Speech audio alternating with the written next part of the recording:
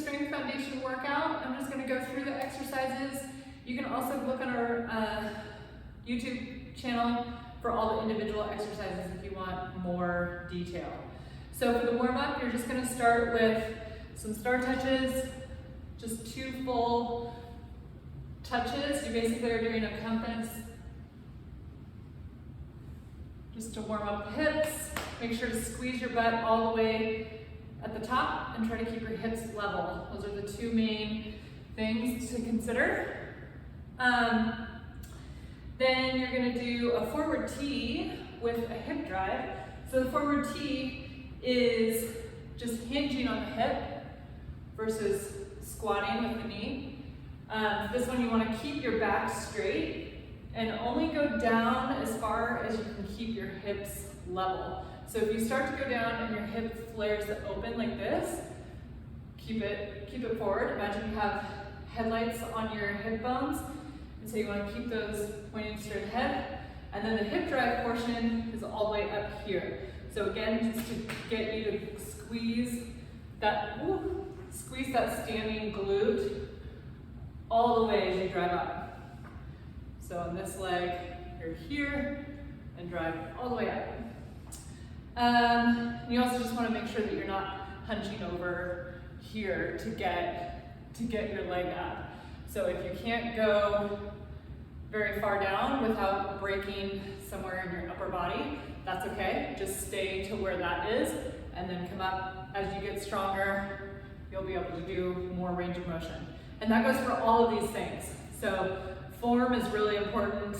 We want to keep our spine and hips protected. And a shorter range of motion is what will do that. Okay, then next, you're gonna do a banded hip drive. I actually forgot to get my band. So any kind of TheraBand, you're gonna wrap it around a doorpost, anything else in your house, and you're just gonna come up like this, so it would be wrapped around my ankle. If you don't have that, you can just do a standing hip drive. That. And you're just gonna do a few of those. We're just looking for range of motion here, just getting our joints moving, some shoulder circles. If you have anything else that you know needs a little extra attention, do that. And then you'll move on to core. Front plank, we go from our forearms. You wanna keep your hips and shoulders in line, squeeze your butt. You wanna keep your back straight. So squeeze your shoulder blades together as well, and you'll just hang out here.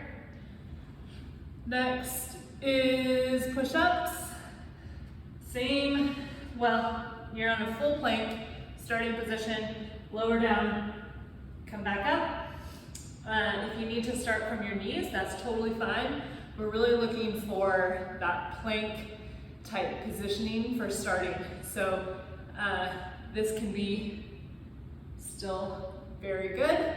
You can also, if you have any shoulder injuries, you can start on a wall and just walk your hands down as you do the push-up. Inchworms. Start from a standing position.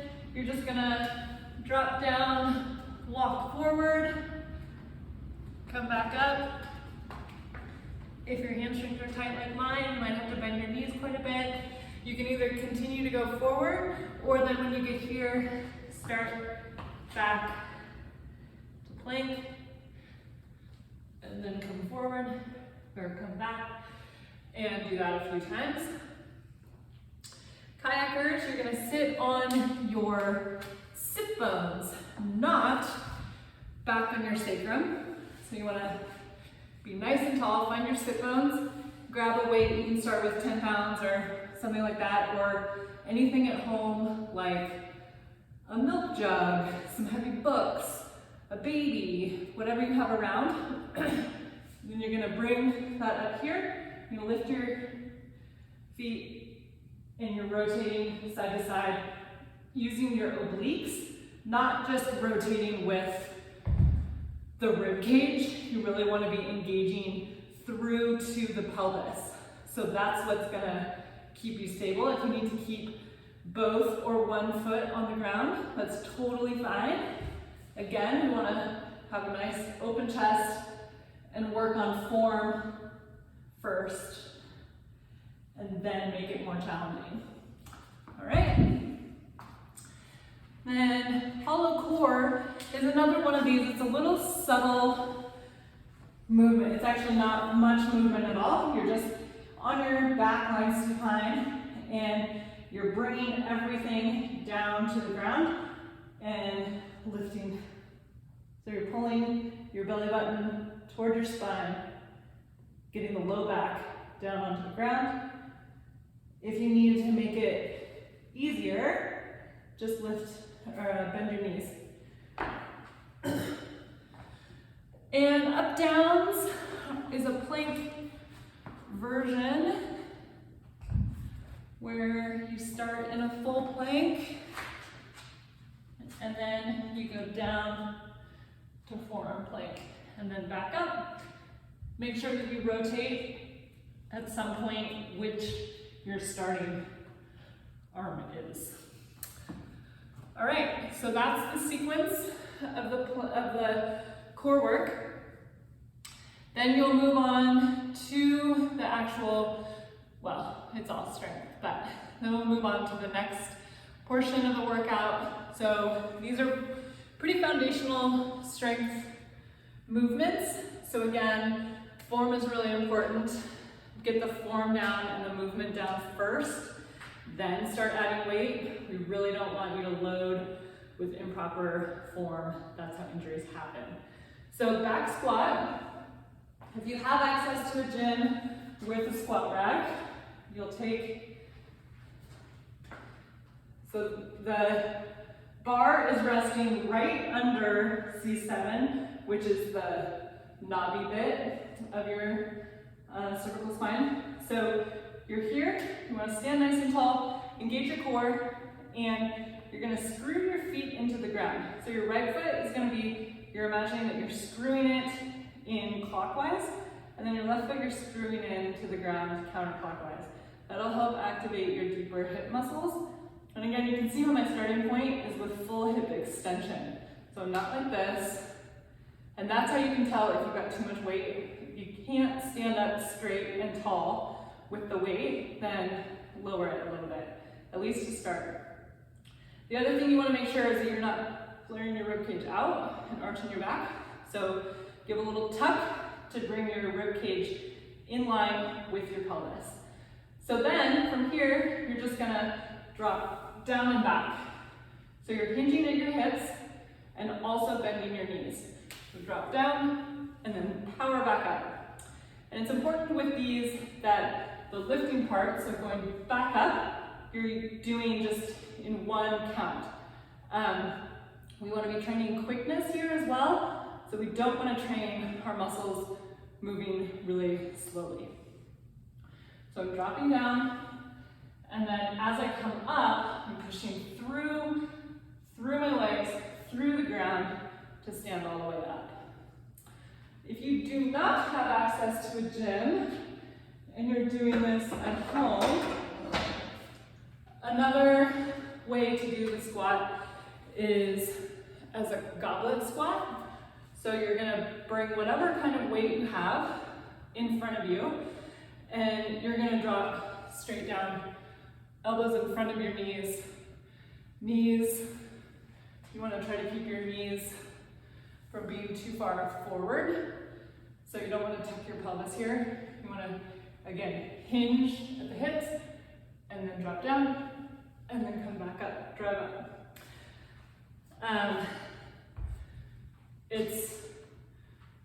The difference is here versus here. So to practice, if you're new to squatting, make sure that you're hinging. You can just put your hands on your hips and literally just push them back first to just get that movement, because that's a really, really key, important movement to learn, so that you're using your glutes, not your quads and hamstrings. Okay, so that's the squat. Pull-ups, if you don't have, I actually don't have access to a pull-up bar right here, so what you can use instead is a TRX strap or even TheraBands. What we're really wanting to do is get the lats on board, which are the muscles here. So the lats are the key muscle with Nordic skiing, also swimming. So if you imagine this is lat, lat, lat, lat. So everything here is using our lats. And our lats connect into the same fascia that our glute muscles do. So they actually help activate our glutes as well. So they're really important to have on board. So a row that you can do is just any kind of strap. You can walk forward to make it more challenging, and then you're just coming up here. So you can do this on if you have a banister at home, or maybe a counter that you can lift up to. Just make sure that it's a deck maybe. You can walk your feet under the deck and pull up. If you don't have access to any of those things even, a bent row will get some of that. But think about squeezing your armpits together. That gets the lat. All right. Then you're gonna do box step ups. So find any kind of step or high step, chair works, a stool, anything like that. You want it to be not quite as high as your knee. This might be a little bit high for me, but I'm just gonna go for it. So you're gonna start with one leg up, and you're really thinking about this leg is doing the work. So I'm gonna go forward so that I'm hinging at the hip, and then driving all the way up. Okay, so that versus pushing off of the down leg. So it's almost as if this leg, try to have the standing of the long leg be imagine that it's just a dead leg, can't do anything. So again, you want to make sure that your knee doesn't come way too far forward, and that you're engaging your glutes as you drive up. Okay, and then bench dips. You can use that same box, and you're just gonna walk your legs forward and chest open, not like this, so you don't want to be curled over this way. So bring your chest and sternum up, and then you're just gonna drop straight down. If you need to make this harder, you can put your legs up on another chair. Okay, you should feel that in your triceps. And you can imagine that you're getting yourself back up after falling skiing. But nobody falls, right? Okay, the split squats, same bench or box is great. And you're gonna just put one leg on the back and drive forward. It's kind of like a lunge. So I'll show it the other way too. You want to make sure that your front leg is forward enough so that, same thing, your knee doesn't come way forward. You want to just drop straight down. If you have really tight hips, hip flexors, and quads, you might feel a really strong stretch here, which is great. And if you can't go quite down so far, that's fine. Again, just continue to go as much as you can while keeping your pelvis stable. Imagine that your pelvis is a bowl, so you don't want to be dumping water forward or back. And finally, Romanian deadlifts we have a hex bar here. If you have access to a hex bar, it is a little bit easier on your back. If you don't, you can use a barbell. I'll also show a kettlebell version of this. But same starting position. So you're going to be screwing your feet into the ground to help activate all those hip muscles. And then, just like what we were doing with the forward T, where you're driving here, this is just the double leg version of that. So you're hinging at the hips, your knees are soft, but really what you're focusing on is making sure that your back is straight. You don't want to be arching this way or tucking this way. This puts a ton of pressure on your low back. So hinge your hips, pull your belly button up and in, engage your lats, and then you'll lift the weight. So this is with a hex bar.